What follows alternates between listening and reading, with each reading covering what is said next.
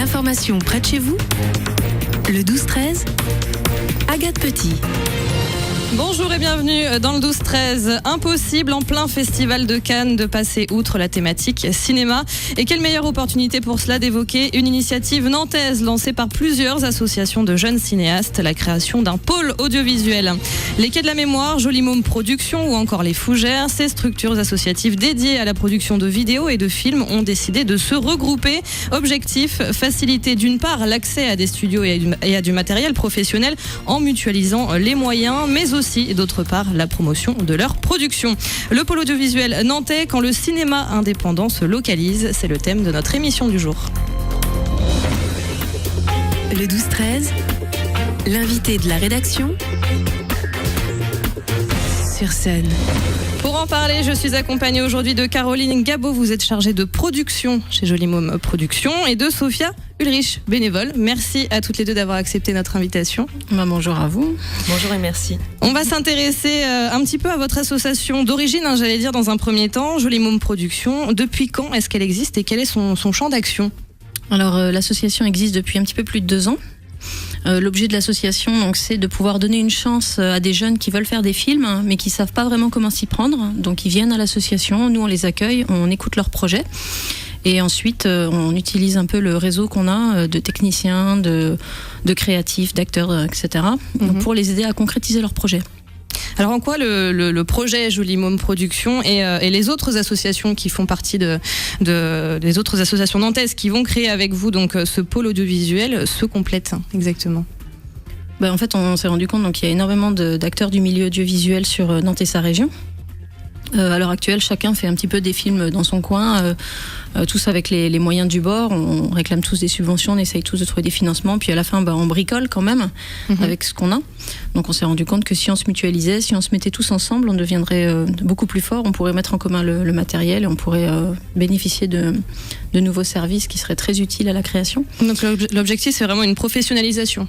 Voilà, c'est une professionnalisation. À l'heure actuelle, avec Joli Môme, on a déjà énormément de Joli Mômes.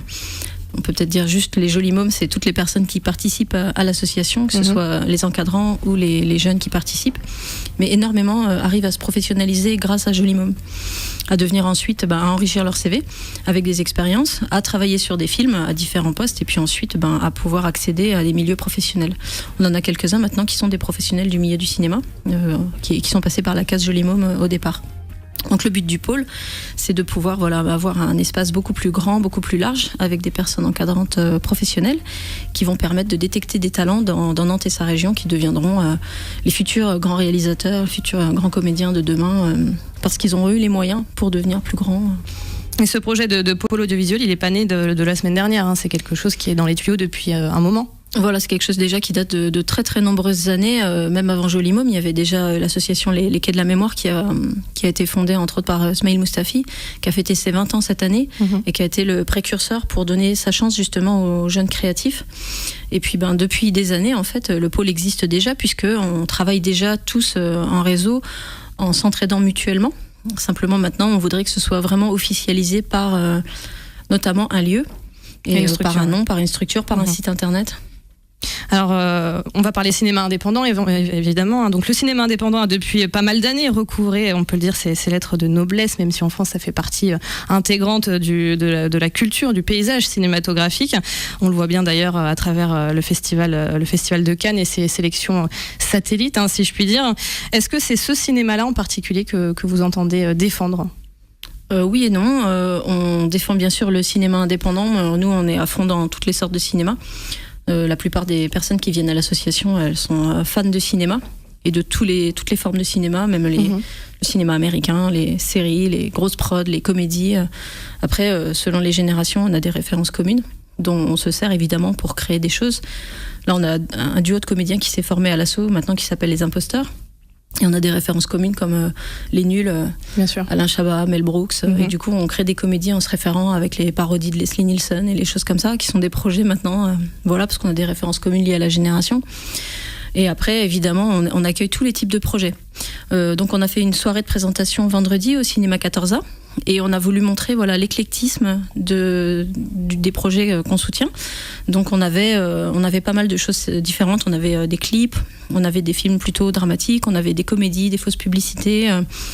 On a diffusé notamment le film de Stéphane Rétoré, qui est un jeune réalisateur nantais qui a démarré en faisant des publicités pour une marque de basket de Bellevue, et qui maintenant est au Festival de Cannes, et ce qu'on est en train de défendre son court-métrage. Et ce qu'on a voulu montrer en présentant ce film qui s'appelle 300 000 km/s, c'est que en alliant les forces et en se mettant à plusieurs, puisque lui aussi, pour financer son film, a fait appel à l'asso, a fait appel à Ulule, qui est un site de crowdfunding, c'est-à-dire qu'on assemble des coproducteurs, les gens financent 5 €, 10 €, 50 €.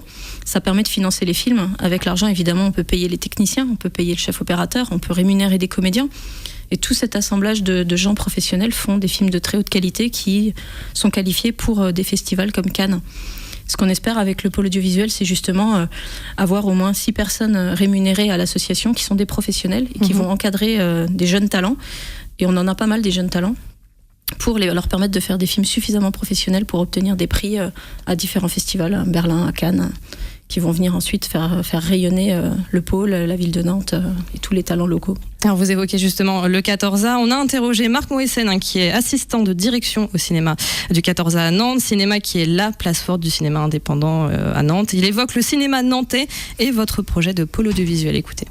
On peut dire qu'il y a peu de productions nantaises, mais elles sont plutôt de qualité, surtout pour les documentaires. Je dirais que c'est quand même plutôt ouvert, plutôt personnel, parce que à partir du moment où on n'a pas une équipe de 150 personnes et qu'on n'a pas plus d'argent que ça, tout de suite ça devient plus intimiste, et je vais pas dire de la débrouille parce que c'est de la qualité, mais c'est plus difficile à faire. Ça reste ouvert quand même parce que justement c'est fait par des équipes motivées, et ça reste du cinéma et ouvert au grand public. On n'a pas tant de demandes que ça pour des diffusions au cinéma 14A. C'est une question aussi de coût, parce que pour les tournées il faut quand même avoir des aides, c'est plus facile, et les aides ne sont pas non plus données comme ça. Ça devient de plus en plus dur parce que le cinéma indépendant, on va dire, il a une place privilégiée grâce à un système d'aide unique, et c'est en train de se réduire parce que la télévision ne finance plus le cinéma indépendant. Il y a une exception, c'est plutôt Arte, et heureusement qu'il y a des salles de cinéma pour les diffuser, mais ça suffit pas, quoi. C'est une très très bonne idée d'avoir mis en place ce pôle audiovisuel qui a donné la possibilité à beaucoup plus de cinéastes en herbe, et qui deviendront peut-être des cinéastes qu'on verra plus tard au cinéma, de se faire la main et justement de pouvoir utiliser du matériel de cinéma et mener à bien leurs projets. Alors Caroline Gabot, peu de production à Nantes finalement, vous êtes d'accord ou pas tant que ça, ou est-ce que c'est finalement juste une question de mise en avant ? Peu de production, non. Moi, je pense qu'il y a énormément de production dans la région. Simplement, beaucoup de films, sont pas diffusés. Nous, on a des dizaines et des dizaines de films qui sont dans des cartons, qui manquaient justement d'espace de diffusion. Le pôle, un des objets du pôle, c'est de pouvoir augmenter la diffusion des films à travers différents espaces. Bien sûr, il y a tous les réseaux sociaux, Facebook, Twitter, où on diffuse des films. Ensuite, évidemment, on est en train de travailler sur un site internet du pôle, qui a un nom qu'on garde secret pour l'instant, mais qu'on dévoilera prochainement, quand ça prendra plus forme. Via le site internet, on a une page qui est dédiée à la diffusion des films, avec des liens, pour que chaque personne puisse mettre en avant ses films. Et puis ensuite, les 2 autres espaces de diffusion, c'est la télévision et le cinéma. Donc le cinéma, bien sûr, on a le cinéma 14A qui nous soutient, on a le cinéma Concorde aussi. Ces cinémas bénéficient d'un réseau de cinéma indépendants qui sont d'accord. Alors le problème auquel on est confronté, c'est que maintenant les films sont relativement longs, c'est difficile de caler des courts-métrages en début de film. Donc la facilité, c'est d'organiser des soirées de cours qui vont regrouper plusieurs courts-métrages sur la durée d'un film. Donc de manière à ce que ça dure au moins 1h40 de courts-métrages, et ça prend la place d'un long-métrage, et là on arrive à diffuser des films. Mais les cinémas indépendants sont pour diffuser les films faits dans la région, d'autant que, comme on le dit, avec le pôle, on espère vraiment augmenter la qualité des films. Et puis le dernier espace de diffusion, bien sûr, c'est la télé. À l'heure actuelle, on est beaucoup soutenu par Télé Nantes, et grâce à une émission de télé qui passe tous les premiers jeudis du mois à 21h, qui s'appelle le Club du Short. Donc on a créé le Club du Short pour offrir 1 heure par mois d'espace de diffusion dans lequel on diffuse des films. À l'heure actuelle, le Club du Short, c'est sous une version non définitive, puisqu'on ne fait que diffuser des films à la chaîne les uns derrière les autres. C'est une initiative assez récente, ça. Oui, c'est ça. La première émission est diffusée depuis février, où on a repris les films qui étaient proposés lors du festival Spot au mois de septembre, donc un festival pour la jeunesse qui est organisé par la mairie, et qui a, depuis l'année dernière, une section cinéma. Cette année, on recommence à nouveau une section cinéma. On a au total une vingtaine, je crois 22 films qui vont être diffusés à Spot, réalisés par des jeunes de la région. Donc nous, on a repris les programmations et on les a regroupées sous forme d'émissions. Et on a pu diffuser une émission en février, mars, avril. Et là, on continue, mai et juin, on aura à nouveau 2 autres émissions en attendant de débloquer des budgets pour pouvoir faire l'émission sous son format définitif, qui sera une émission avec des making-of, des coulisses, des interviews de techniciens, de comédiens et des fausses publicités. On aura une speakerine. Et du coup, l'idée, c'est de créer un programme d'1 heure qui soit sous une forme sympa, humoristique et qui dévoile les films et leurs coulisses pour montrer un peu comment ça marche. Pas juste montrer les films, montrer les gens qui les font, comment ça se passe, c'est quoi la réalité du milieu. Et puis je crois que l'émission est rediffusée 6 à 8 fois par mois sur Télé Nantes. Comme toutes les émissions de Télé Nantes. Ça offre une bonne visibilité, les réals sont hyper contents et c'est bien, il faut diffuser les films. Donc du coup, pour ceux qui s'intéressent aux productions locales, il y a le rendez-vous sur Télé Nantes 1 fois par mois. Sinon, il y avait donc la soirée de vendredi dernier, vous l'avez évoqué, au 14 ans. Quel accueil est-ce que le public vous a réservé ? Je pense que la soirée était un gros succès. Déjà, la salle était quasiment pleine. Je pense que les retours qu'on a eus, puisqu'on a organisé un pot après pour pouvoir discuter avec les gens qui étaient là et qui puissent nous rencontrer les comédiens. On a beaucoup de personnes qui sont venues nous proposer des projets, parce que je pense qu'ils ont été relativement convaincus par la qualité des films qu'on peut produire. Cette année, avec l'association a beaucoup grossi. On a travaillé avec beaucoup de nouveaux comédiens, beaucoup de nouveaux réalisateurs. On a beaucoup misé sur les premières collaborations. Donc des gens avec qui on n'avait jamais travaillé, qui avaient des projets, on a travaillé avec eux, ça a donné des bons résultats et comme ça on a pu avoir justement ce programme éclectique qui montre un peu la richesse de la créativité des gens de la région. Et pour le coup là il y avait différents formats. Il y avait différents formats, oui, exactement. Et puis ça allait de 18 minutes à 29 secondes, 39 secondes le générique du Club du Short, mais en gros en moyenne de 2 minutes à 5 minutes à 8 minutes, on avait à peu près tous les styles. Et puis voilà, c'était bien. Donc je pense que beaucoup de gens ont été surpris en fait, surpris par la qualité des films. Et encore, on peut faire beaucoup mieux. On a travaillé très dur. Un point que soulevait Marc justement dans ses remarques, c'était le fait que les gens travaillent beaucoup sur les films et que ça sauve un peu justement la qualité. C'est vrai que le cinéma, c'est un milieu dans lequel les gens sont passionnés. On peut se lever à 4h du matin pour un film. On a fait des films. Legendary, on s'est couché à 7h du matin. On a travaillé 2 nuits, il faisait 5 degrés. C'était tourné dans une voiture. Il pleuvait. Et c'est ça qui fait aussi que les films sont bien, parce qu'on c'est fait avec la passion et l'amour. Donc, on a énormément de bénévoles qui travaillent gratuitement, plein de comédiens qui travaillent gratuitement. Et qui font ça parce que on kiffe tous se voir sur grand écran et voir le résultat. Et c'est une très très grande aventure humaine. On est très nombreux sur des films. Ça demande beaucoup de coordination et ça enseigne énormément de choses positives de faire des films tous ensemble. Ce qui se dit beaucoup en ce moment dans le milieu cinématographique, artistique, c'est que si le film plaît à Nantes, il plaira forcément partout ailleurs. Alors c'est plutôt positif. En tout cas, le public nantais, Ligérien, ça montre qu'il est assez exigeant. Est-ce que vous considérez que c'est plutôt une chance, une source de pression supplémentaire ? Est-ce que c'est une chance de commencer ici, justement, dans une ville exigeante ? Je pense que Nantes, c'est une ville qui offre une chance supplémentaire pour pouvoir démarrer ce genre de projet. Moi, je suis pas du tout originaire de Nantes. Je viens d'une autre région. Je viens de Bourgogne, en fait, qui est une région touristique axée sur le monde du vin. Nantes, je suis venue à Nantes pour la dynamique culturelle. C'est ça qui m'a attirée pour venir y vivre.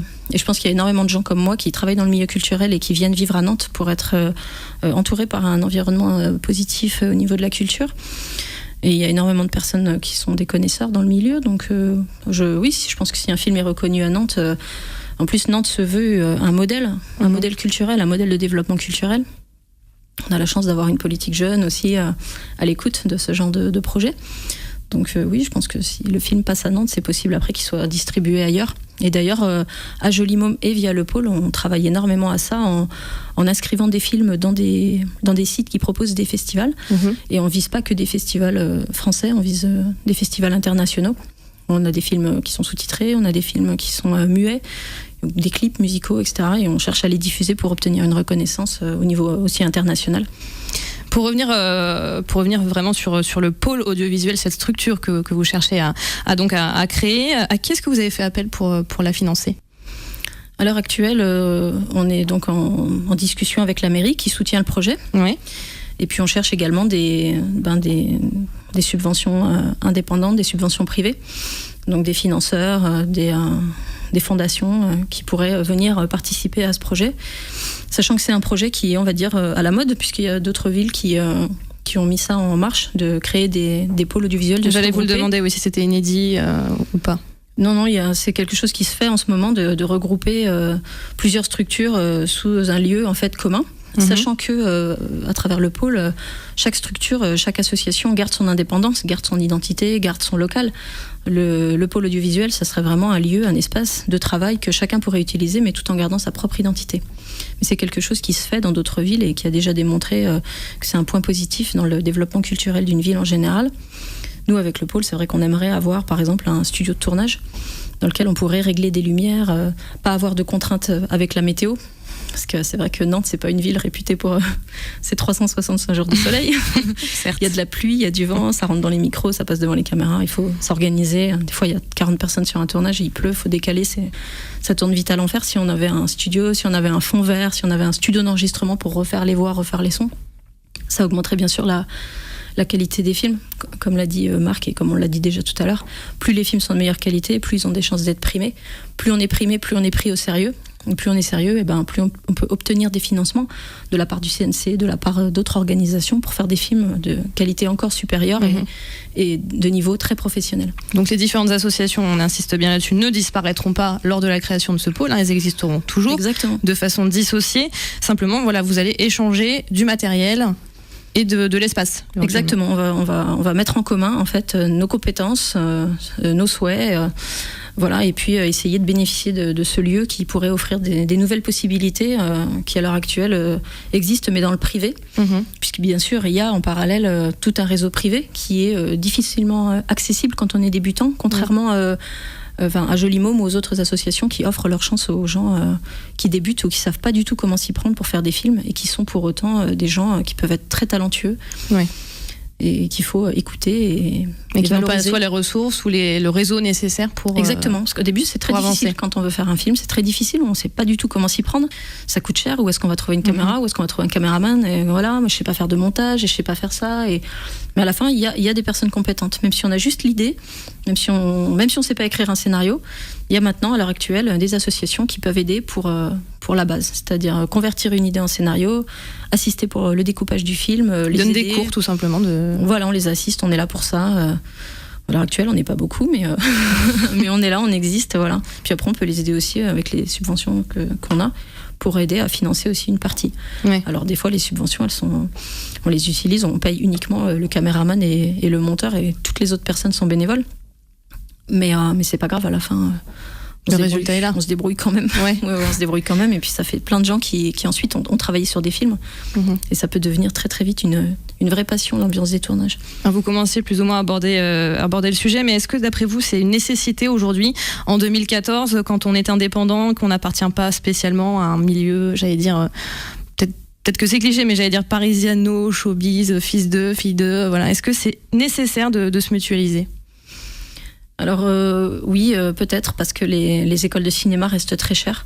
Il y a des écoles de cinéma sur la ville et sa région, mais qui restent privées et qui sont quand même difficilement accessibles si on n'a pas des très gros budgets pour pouvoir les financer, même si des personnes qui ne sont pas forcément issues de milieux bourgeois arrivent à se payer ce type d'école en faisant des crédits. C'est un risque parce que c'est pas des métiers qui sont reconnus pour offrir une tonne d'emplois sécurisés. Mais quand on est passionné, voilà, on investit. Et puis après, je pense que le cinéma, voilà, comme vous disiez tout à l'heure avec le cinéma indépendant, il y a deux visions. Il y a le cinéma indépendant qui est fait avec des idées, de l'amour et de la bricole et qui n'empêche pas de faire de très bons films. Et puis après, il y a le cinéma de rêve qui est le gros cinéma et qui est difficilement accessible quand on débute. Sachant que passer par la case du cinéma indépendant peut permettre ensuite d'accéder au cinéma qui est beaucoup plus reconnu et les deux... ont des qualités identiques. Il n'y en a pas un qui est meilleur que l'autre. C'est quoi le gros cinéma ? C'est les très grosses productions, les très très grosses productions. On va dire les grosses productions américaine entre autres, mais pas que. En France aussi maintenant, il y a toute une partie du cinéma, c'est du cinéma business. C'est des films qui font un énorme succès et qui sont à la base conçus au niveau marketing pour faire un énorme succès. Notamment les comédies en France. Et c'est difficile d'accès, c'est un rêve pour énormément de comédiens, pour plein de choses, pour des techniciens, en faire partie, c'est un rêve et c'est un métier. Pourtant, ce cinéma-là, il n'a pas spécialement bonne réputation en France. Oui, pas forcément, mais c'est le cinéma qui marche, que les gens vont voir en salle. Qui fait que les gens qui travaillent dessus travaillent plutôt bien. C'est ce côté populaire qui rend la tâche intéressante. Voilà. Et ça fait rêver. Le cinéma, c'est un milieu qui fait rêver. Et c'est vrai que quand on arrive sur un tournage, il y a une part de magie, mais qu'on retrouve aussi dans le cinéma indépendant. Moi, je trouve ça magique quand on est sur un tournage. Et voilà, tout le monde, c'est silence, on attend le moment où le réalisateur va dire action, et tout le monde est dans l'attente, et d'un coup, action, et ça prend vie. Et c'est fantastique, après c'est comme une drogue. On en veut encore, et après on voit le résultat sur grand écran et les applaudissements, c'est magique. Alors en créant ce pôle, justement, ce pôle audiovisuel qui bientôt aura un nom peut-être un petit peu plus sexy, parce que pôle audiovisuel comme sexy, ça, ça. On va travailler sur la com. Du coup, vous allez vous rendre plus visible. Le but aussi, j'imagine, l'objectif, c'est de recruter, entre guillemets, de trouver de nouveaux talents, de nouveaux moyens humains pour vos productions. Oui, exactement. Là, on a commencé à faire appel à la presse, justement, aux médias, pour commencer à parler un peu. On est à la recherche d'un lieu déjà, un lieu qui serait adapté avec des bureaux, une salle de réunion, un espace assez grand pour faire un studio de tournage, pour avoir une salle d'enregistrement, pour stocker du matériel. Donc on cherche un lieu sur Nantes. Et puis ça y est, on a déjà des gens qui commencent à nous contacter. À l'heure actuelle, je crois qu'on a une adresse qui doit être paul@joli-môme.fr. Et ça y est, on a des indépendants qui nous disent mais nous on fait des films dans notre coin, on savait pas que le pôle existait. On a d'autres personnes qui nous disent moi aussi j'avais l'idée d'un pôle, j'étais en train de commencer à travailler dessus, du coup venez, on en parle. Donc ça commence à faire effet, ça y est, ça commence à se diffuser. Le but c'est que les gens ne restent pas seuls dans leur coin, qu'on se regroupe tous. Pour ça, il faut se faire connaître. Et évidemment, les médias, c'est pratique. Et voilà, c'est pour ça qu'on est là. Merci beaucoup pour l'espace de diffusion. Il n'y a pas de quoi, merci beaucoup Caroline Gabot. Vous le savez, dans le 12-13, c'est l'invité qui choisit sa chanson. Aujourd'hui, vous avez choisi d'écouter Curtis Mayfield avec le morceau la funk à Joli Môme. Move on Up, et nous aussi, donc ça tombe bien. À 12h30, vous avez rendez-vous avec Charles Guyard pour l'instant sport. À 12h45, la formation économique de vos régions. Et enfin à 13h, le rappel des titres de l'actualité locale présenté par Marc Gonard. Le 12-13, Agathe Petit.